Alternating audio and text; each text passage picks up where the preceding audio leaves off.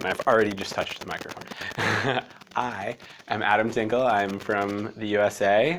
And this month I did not arrive knowing necessarily that I was going to be creating a evening length performance, but that is how things evolved. And with the help of this space and this stage and this screen and the support of Zaratan, I created a new performance work that I'm feeling very happy about, and that I'm hopefully going to have the chance to present in the USA as well.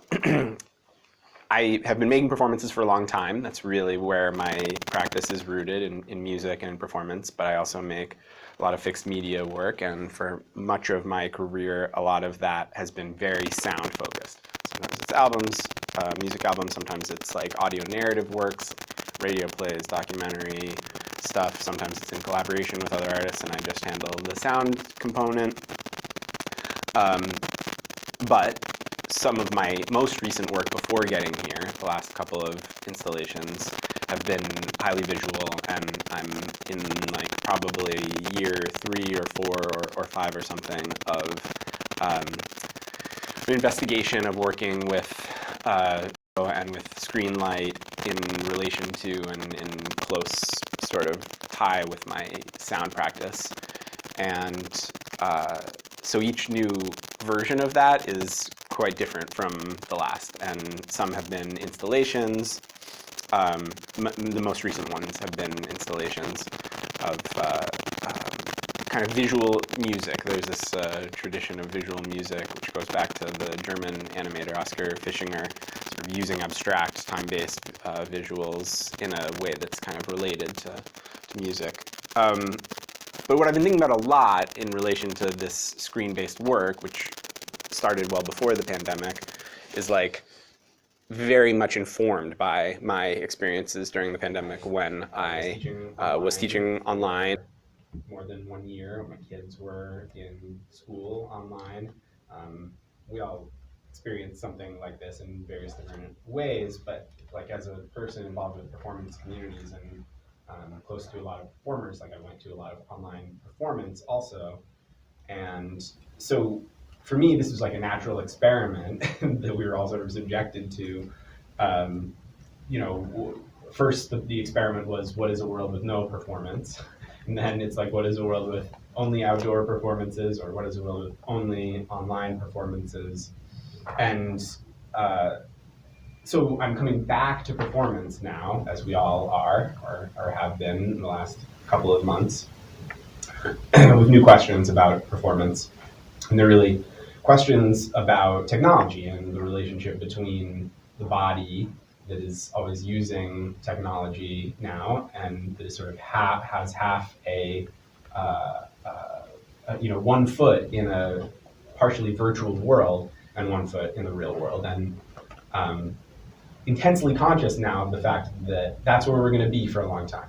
Before we're like fully in the matrix and not in our bodies at all, I think we have a couple of generations ahead of us where we're half virtual people and half in the real world. And so my performance work and the work that I'm doing with screens is really an attempt to think about how performances are moments of like presence and physical co-presence, where we're all together and my body is here in the performance space, and also moments to like ask questions about our virtuality or partial virtuality.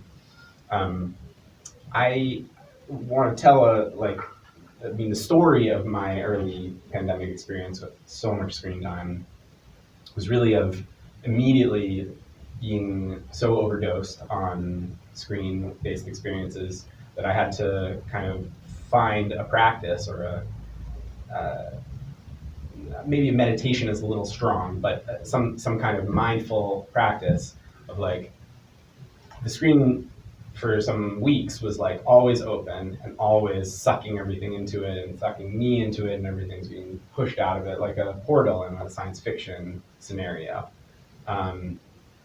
And so I started to think about like closing the portal and opening the portal as this thing that is actually my responsibility and is my power, like to have some power over this portal, if that makes any sense.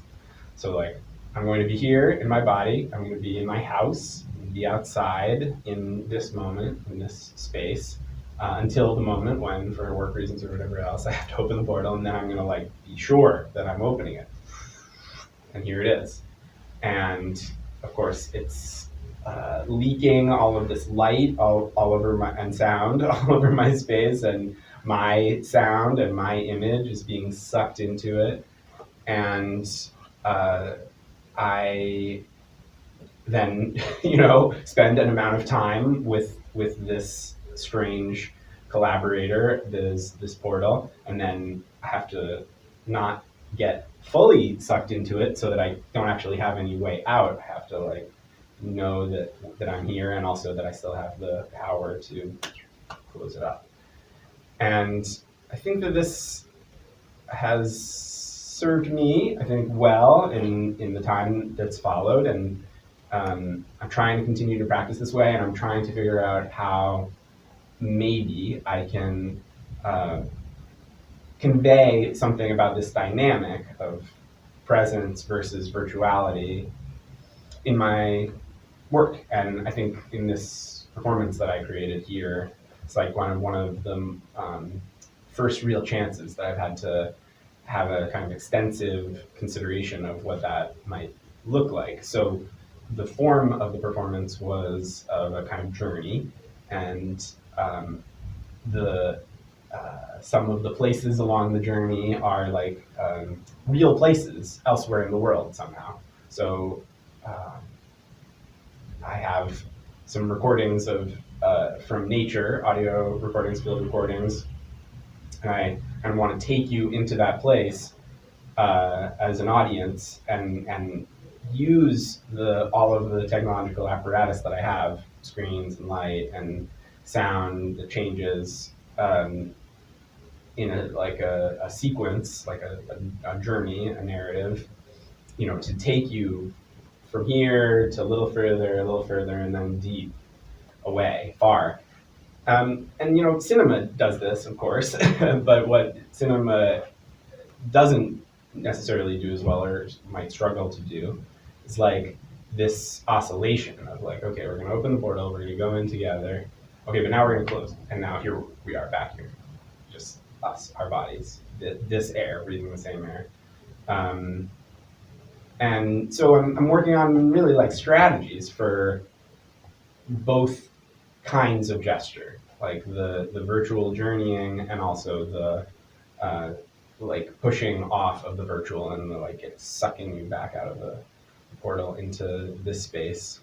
I think also sometimes wonder how useful it is to go to this place, but in my last project, a lot of the text, that is the project that I did in the US earlier this winter, a lot of the text had to do with like health and wellness in relation to screen light. And so like I tell stories in the piece about, took my kids to the pediatrician, the doctor taps their knee for their reflex, and then the next question is, and so how much time do you spend on the screen per day? I go to the optometrist, and they sell me a coating or try to sell me a coating for my glasses that filters the blues from screen light for the sake of my sleep. And I'm sure as in the fullness of time, now we can predict that there'll be more and more stuff like this, where we come to understand that the amount of screen-based information, or the amount of time we spend in virtual reality of whatever kind, screen-based or some other way, has an impact on our health and wellness. And it's actually a bit curious to me that, of course, there's so many branded diets and corporate exercise regimes and gym that promises to do this for your body, which will in turn do this for your wellness. It's like a little crazy that there's, to my knowledge, not something widely disseminated in circulation that like does this for screens. So sometimes when I'm talking to people and I'm in the mood to be a little bit flip and not have a serious conversation about my work, I just like say, oh, like actually that's what my work is. It's like the Atkins diet for your phone. You you don't have to put away all screen light, but you have to have just this kind for a little while and not that kind, and that will be somehow good for your overall screen health. And of course that's a joke, but also like I think there's something that we maybe can do together about embracing and then also putting up barriers or boundaries or structured activities. And again, I'm still thinking about what all of those might be that we can do together to like get kind of some command over this these portals.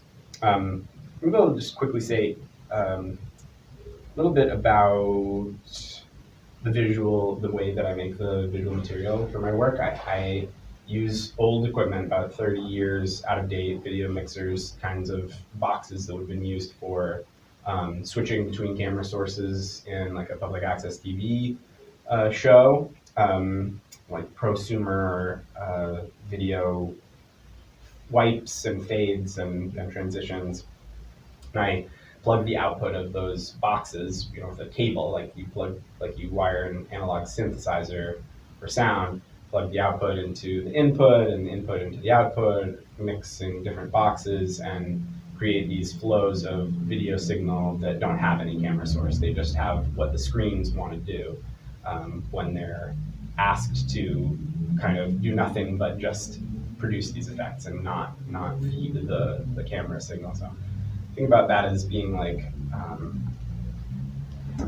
trying to learn to think like a video, or learn to think not just a video, but video itself. Video as a like substance, screens as like an elemental force.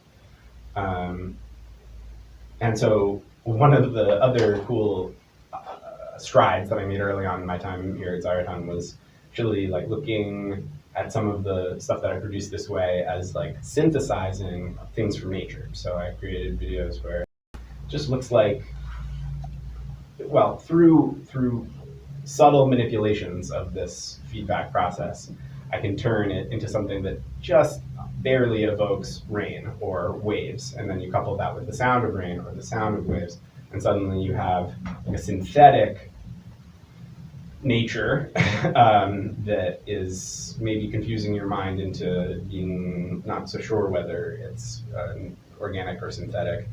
And that in turn is like a thing that I, as my performing body, am sort of stepping into, all again towards this ultimate aim of asking questions and inviting sort of ruptures about like, is this part of technological life or is this part of organic natural life? And again, that sounds like a opposition, and at this point, at this moment, the way we live now, it really can't be. There are all these ways of living, like this half virtuality that we all live. It's our we're all quite familiar with it, but I think staging it and like staging the transit from the portal being open and using everything that's possible with sound and image technology to take people on like a long voyage, and then also like insisting on the here and now, something that I'm quite passionate about, and hoping to continue to make work that really is like that oscillation or that motion is a key goal. So, thanks. Any questions?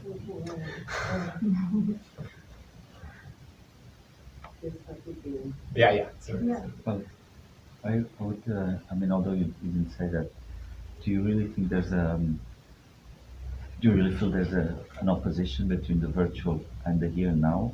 In a way you combined it, but beyond that, don't you think you can also, what you call the virtual also often requires a here and now? Yeah, thinking about the way that I work with, trying to combine I think thinking about different kinds of concerts maybe, or kinds of music experiences has been helpful for me to like think through that question. So like part of my music background has been involved with free improvisation, and holler at anybody who's thinking about coming to Lisbon. There's a wonderful free improvisation scene here. I've been going out to hear music like almost every single night, and about half the time it's to go hear free music. And that kind of music, that concert experience, is so much about like musicians just listening to each other and only really like here in this space, in this moment. And yes, like sound itself can transport you beyond, and always does maybe, but like it's a practice of grounding in this moment and in like the choices that you can make in the present. And that, so that part of the freedom is of course that it's not composed, but like part of the freedom, the feeling of freedom, is that like anything can happen. Like music can go this way, this way, this way, depending on the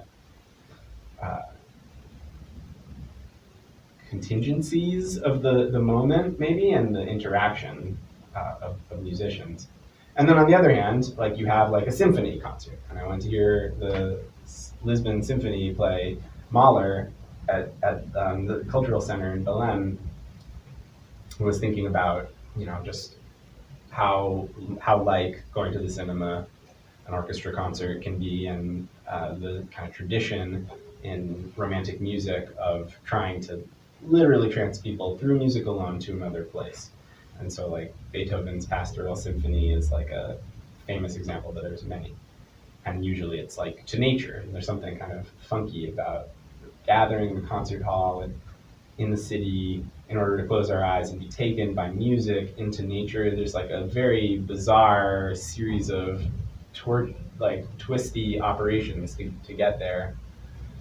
It's a long sort of answer to your question, but it's like it's not that the virtual and the here and now are totally opposed, but it's like that there are practices, artistic practices that help you, that are like more useful for getting to one or for going to the other. And I'm trying to think about like how to oscillate between those kinds of practices, those kinds of poles, and do it hard so that people feel it in the room. Like that's kind of what I want. I want people to like feel themselves getting sucked back here and then taken way out there. And maybe, again, this may be a little risks being self-aggrandizing, but like maybe if you have that experience in a performance context, you like feel like, oh, I actually can do that to myself. I can do that to myself by like scrolling Instagram and then looking at an image of the beach and then being on that beach with that other person's phone and like really there in almost in the waves, and then also like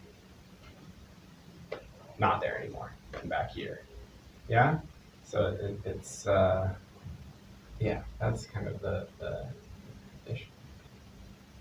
Yeah, I think maybe something you didn't address about the performance idea was also there was a costume change, there were some passages or this complete silence between pieces that were moments, of course, moment of closing this tunnel and then returning to the human, because something you didn't mention, but when you see an improv concert, you can really see the sweat, you can see, and also it's a bit fake thinking it's all improv, because I'm sure 90% of musicians, they tried so many times, there is almost a composition, even if it's not written. And instead, the digital, we also have this conversation another day that there are so many musicians that do electronics and they are behind a computer and you don't know what they're doing in that moment, if they are writing a Facebook message or using a very complex processing computer. So maybe the piece that was missing between is connecting the digital world to the improv was also this small act that you add to your performance. I don't know if you want to speak a bit about this also. Yeah, I mean, that was something that I have barely done in my work before. So that was like a new element in my practice as of this month, more or less, and one that I'm still trying to understand what it means, what it does. Those costume changes and having the computer like a little bit away, like it's not an electronic performance so much, or tried not to be. Tried to really be like focused on my body a little bit more like theater or performance art, not so much like a AV, DJ, like that kind of computer based performance of technology. Like it was maybe more a performance with technology and also with costumes, and that is a kind of different flavor than uh, manipulating the technology a lot during the space. Although I like both, and like I'm trying to find balance. Uh, yeah, but I think one of the things that came out of our weekly conversations here at the residency was like, I love the look of projected light on bodies, and have done some screen bathing experiments where I project onto people, and of course it looks better if you're dressed in white. And so it was suggested to me here, like, I don't know, what about white? So I found some white, and I also was like, okay, but then also the antithesis, like there should be part of it that's not, so that like that flavor of my body being projected onto and almost merging with the screen, but not quite being on it, but just at the edge of inside it, was like something that would not be just taken for granted throughout the entire performance, but is like a choice, and then put away, and then again a choice. I mean, I really like this thing of being almost in the screen, and I've been thinking a lot since the performance about my history, my youth as a player of console video games, like Super Nintendo, like the aesthetic of the videos I make is like roughly this kind of technological era that it evokes, 90s, and I just remember like the intense feeling of powerfulness that was given to me as a child by like having a virtual sword, and you press a button and you hear the sword ching, like, and you see it, and so there's like this thing that I'm returning to of like triggering something sonic and visual that is like in another place, a fantastical place, and really loving that, and like I don't necessarily get the same amount of love and certainly not of powerfulness from like scrolling Instagram. I feel like it's very disempowering, and so I'm trying to like renegotiate my relationship to technology so it feels more like how it felt to be wielding my video game sword, which I so loved. And yeah, that's part of it.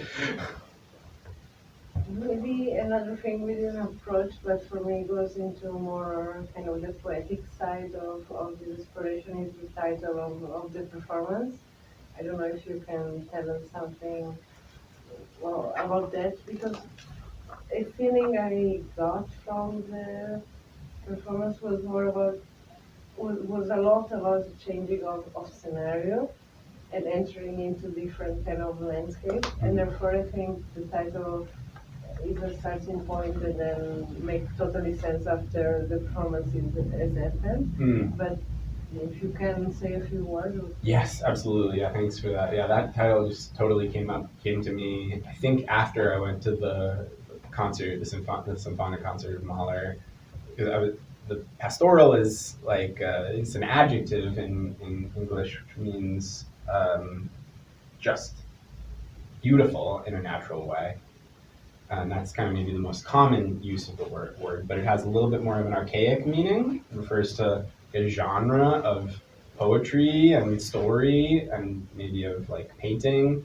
It goes back to classical period, Greek and Roman, of like humans in balance with nature, like maybe the image of a shepherd with his flock, playing a wind instrument. I play a wind instrument, so that's sort of like a thing that kind of comes up. I'm like looking for the mythopoetic or archetypal reason for even still having this acoustic wind instrument. Sometimes it's like, why am I still carrying this thing around? Like, sometimes it feels, I lose track of like, is it just because I learned how to play this as a child and I'm like just still carrying it around? But no, I hope like I can find some reason it still makes sense. And so post-pastoral, it's like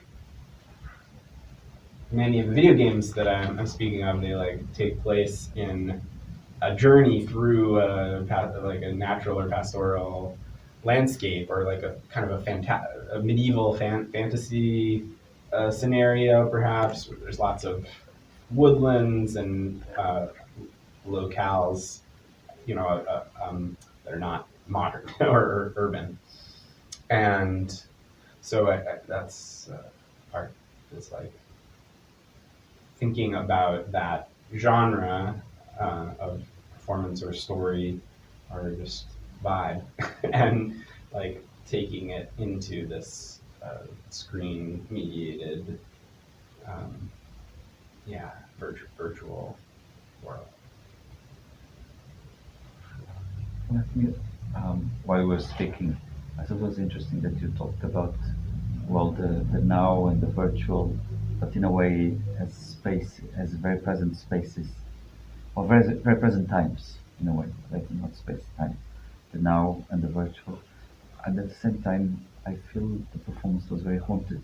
Mm. You know, the dress, which was a second-hand dress, you know, the reference to the pastoral, even the videos, the reference to the 80s or 90s, the information without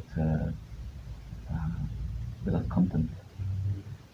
But I mean, it's from a certain time. I mean, the machines are from a certain time. So there's yeah. Can you would you like to say something about that, about the haunting? Mm. You know, now you've mentioned as a child playing a wind instrument. You know, there's a lot of besides the here and now and the virtual and the. Yeah. Mm. Yeah, I mean, I think haunting is a richer way to think about it than like nostalgia, for example. I think it's very apt to speak of haunting, instead of like retro. Right? Like I don't think what I'm doing like feels retro. Like there's something on the image, for example, the quality of that image, the pixelatedness, the flatness, the bit depth of the 80s or 90s video, but not the images from there, not the reference. It's like a bit like I have to think about it more. I would like to see what is haunting my work and why it's coming through in that way. I mean, I think surely it must have to do with a feeling of a betrayed promise of technology, something like that, like having like a memory of an optimistic relationship to technology, and then a present feeling of that sense of possibility being betrayed is like one thing that is coming to mind as like a reason for the haunted feeling, but I can't quite, don't know if that encompasses it or if that is, yeah, that feels true in this moment. Maybe, sorry, maybe it doesn't make sense, but for me, this idea of being here and this challenge about the virtual and the technological and the analog, it actually makes totally sense that there is a time lapse and that we are transported between different references, and we're kind of strolling through time also. Mhm. It's not just a landscape kind of experience. But yeah, this is just maybe a commentary, but my feeling wasn't that we were in a journey through ages. It was more, everything was transported in a different now kind of atmosphere. Mm.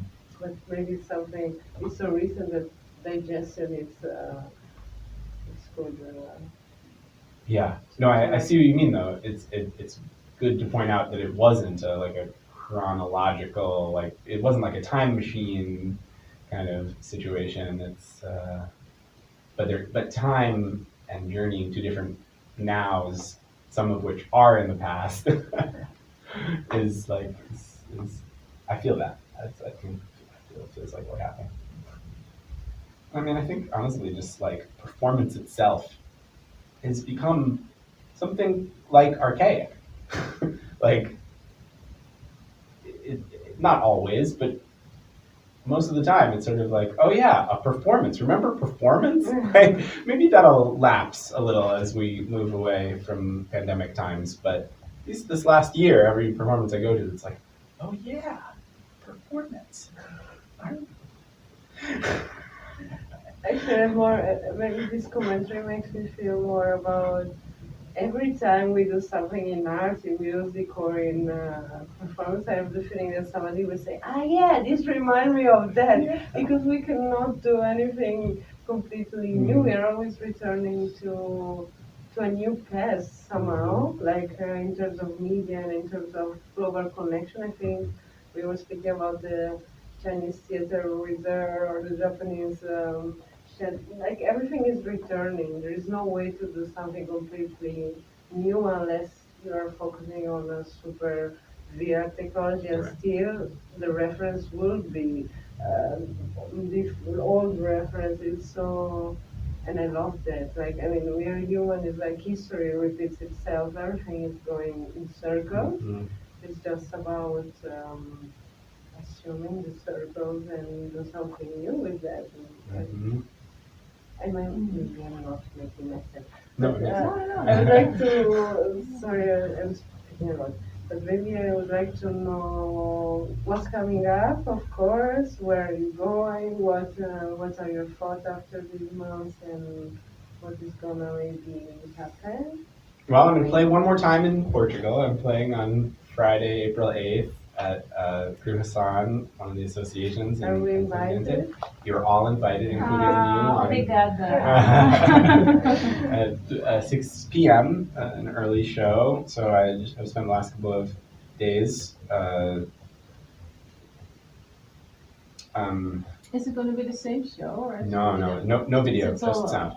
just Yeah, sound. so I've been like working with some new ideas. I had one improvisation session with a dancer with some of these sound ideas, and I'm still really getting into the many options for really having like a live performance with the Ableton Live software that I'm using right now for music making and acoustic instruments and my voice. There's just a lot there, and I'm very much in a state of like exploration. Like, how is this for something that is closer to jazz, actually, and how is it for something that's more abstract and more experimental, and you know, really trying to learn the tools and really like practice, like I would practice an instrument to understand like what the spectrum of performance possibilities is and improvisations. And that feels like a really good place to be because, as I say, the thing that I just completed in the winter, an installation heavy on fixed media, a chunky film where I really kind of laid out like a little bit of a thesis about screens. I think I'm going to take a small break from art that really like postulates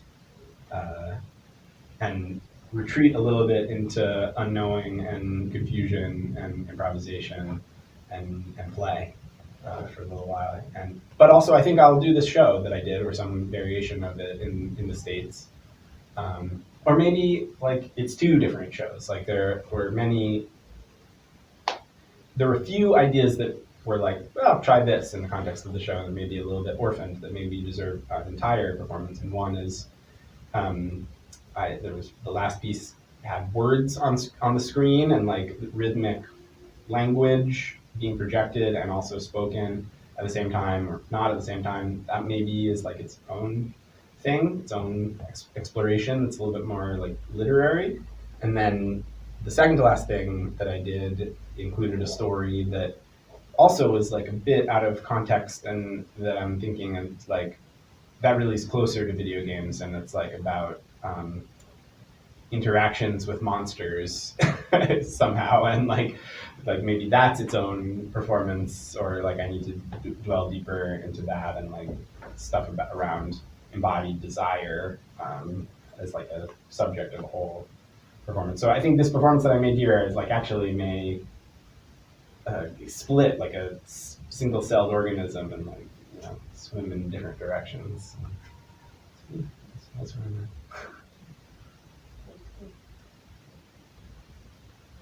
at. Well, I just have a remark, actually. I mean, and this is just a personal commentary. I thought that for me, the really striking thing on your show was the live element. You playing, you using your voice. I mean, in spite of the technology, etc. But I think that was the thing. So it's interesting that you're even questioning what's the point. Well, for me, that was the strike, almost like the transformative thing in the piece. Yeah, I thank you for that. I so appreciate that, and I love to perform, and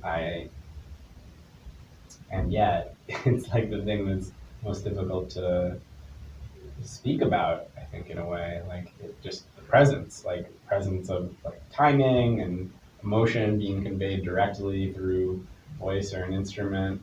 It's harder to say something smart, but not just smart. It's just harder to like look inward at yourself. And, like, so I think that's for reasons related to that. I'm also interested in working with a director or something like this, so that I can apply the same kinds of outside awareness to that element, which I agree is so central, that I can easily apply to sound files or video files. But like I don't know if I actually have what it takes to apply that level of sculpting to my own performance, as much as I love to do it, and as much as I agree that it's important to what I do. I think Thank you. We let you free. Okay. Thank you so much. Obrigada. Thank you.